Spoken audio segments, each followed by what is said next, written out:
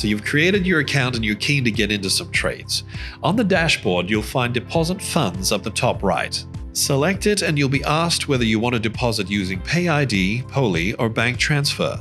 The following screens will be different depending on what you've selected, but let's say PayID for now. Select one of the big 4 banks or a different bank of your choice where you'll get the reference numbers or email address to use for your transfer. For a more detailed list of instructions on how to continue with the bank of your choice, select one of the links here and you'll be taken to a comprehensive guide. Payment will be credited to your Digital Surge account once the deposit has been received.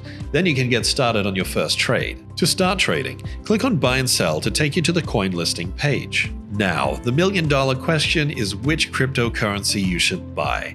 There are a few important things you should consider before making a crypto purchase. If you do need help deciding, check out our Crypto 101 section on how to make profitable trades from day one. Once you've got your trading strategy sorted, select a coin from the list and hit Buy.